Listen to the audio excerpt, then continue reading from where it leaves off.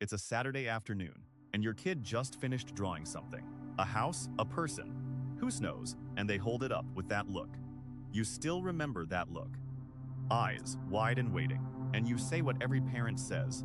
It's almost like a reflex, like it's just what you're supposed to say. You're so smart. No judgment. I mean that. Every parent in the world says some version of this, but something happens in your child's brain when they hear that word. Smart. Over and over again. Something that takes years to show up, and by the time it does, most parents have no idea where it came from. Think of it like this. Your child's brain right now is wet cement. Soft, still forming, and every word that lands on it lands hard. In 1998, Dr. Claudia Mueller at Columbia University ran a study with 400 kids. Half got praised for being smart, the other half got praised for trying hard.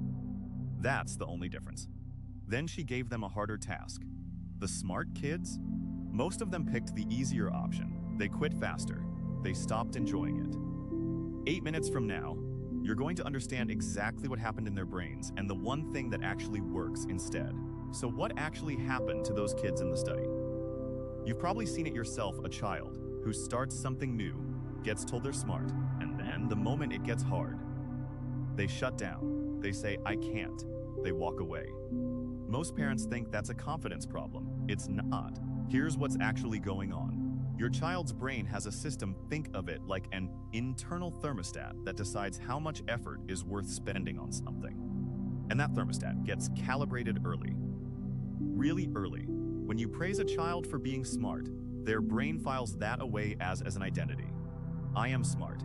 That's what I am. And here's where it gets complicated. If being smart is WHO they are, then struggling means they're not smart anymore. So the brain does the logical thing. It avoids struggle entirely. Dr. Carol Dweck at Stanford University has spent over 30 years studying exactly this. She calls it the difference between a fixed mindset and a growth mindset. A fixed mindset says, my abilities are set. I either have it or I don't. A growth mindset says, my abilities can change. Effort is how I get better. And here's the part that surprises most parents. Children aren't born with one or the other. They learn which one to have. From you, from the words you use, from what you praise.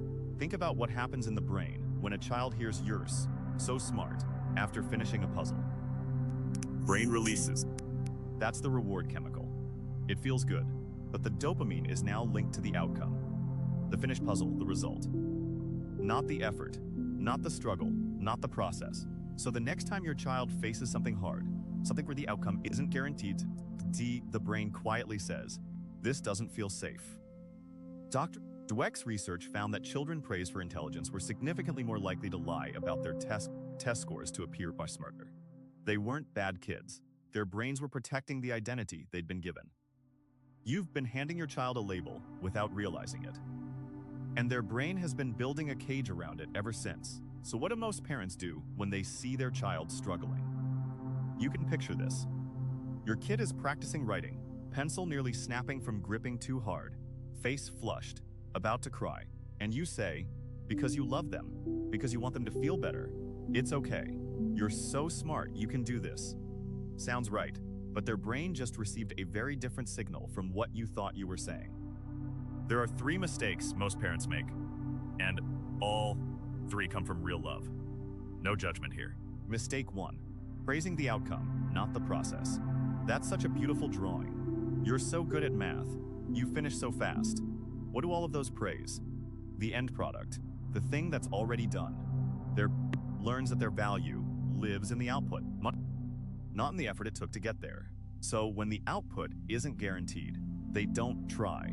Mistake 2, rescuing too soon. You see your child struggling, and your instinct, every loving parent's instinct, is to jump in and help.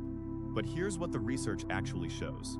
That uncomfortable window, the one where your child is stuck, is exactly when the brain is building the most. Dr. Pahl at the University of Edinburgh found that children who were allowed to struggle with a problem before receiving guidance remember this twice as long as children who were helped immediately. When you rescue your child too soon, you're not helping their brain. You're disconnecting it at the exact moment it needs to connect most. Mistakes 3. Using smart as encouragement. Come on, you're smart. You can do this. You're so smart. I know you'll figure it out. Every time you say that, you're quietly tying the outcome to their identity. And when they fail, even once, even something small, their brain doesn't think, I didn't try hard enough this time. It thinks, maybe I'm not as smart as they thought. Dr. Jennifer Henderlong Corpus at Reed College reviewed more than 30 years of research on praise and substitute and found one consistent pattern.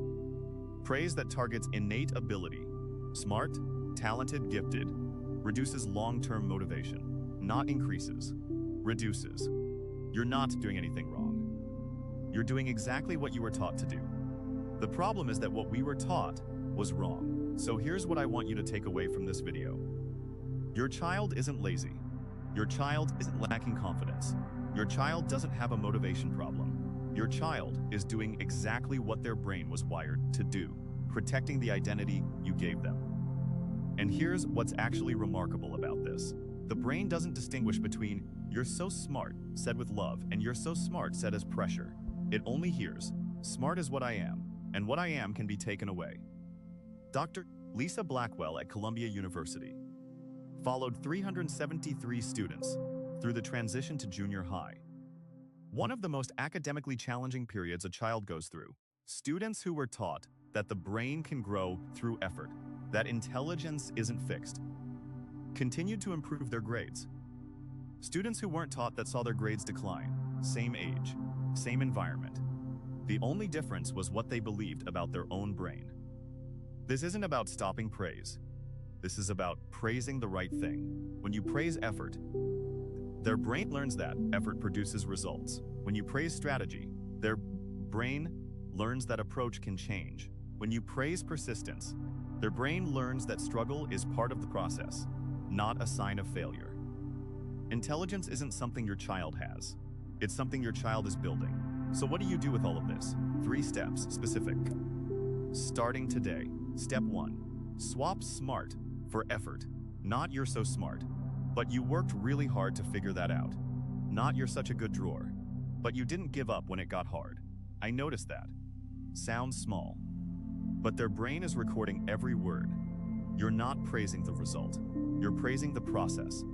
And that's something their brain can repeat. Step 2. Let them struggle for 60 seconds before you help. Next time you see your child stuck, don't jump in immediately. Wait 60 seconds. Just 60 seconds. In that window, their brain is doing work that no amount of help can replace. If after 60 seconds they still need help, help them. But ask first, what have you tried so far? Not to test them, but so their brain learns that the thinking process has value. Step 3. Normalize struggle out loud with your own stories.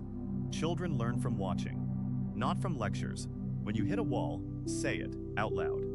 "This is hard for me. I'm going to try a different way. I just made a mistake. That's okay. I know what to do next." Dr. Dweck calls this modeling growth mindset. And her research shows children absorb this faster than any praise you could say directly to them. Their brain doesn't need to be told it's smart. Their brain needs to see that effort means something. And the only person who can teach that is you. You don't need to be perfect. You just need to keep paying attention. The way you're doing right now. Your child doesn't need a parent who knows everything. Your child needs a parent who never stops learning, and that's exactly who you are. Your child's brain isn't shaped by one sentence. It's shaped by thousands of small moments. And you just changed how you see those moments. That's all it takes to begin. If this video shifted something for you, subscribe so you don't miss the next one. And I want to ask you, what do you praise your child for most? Drop it below. I read every single one.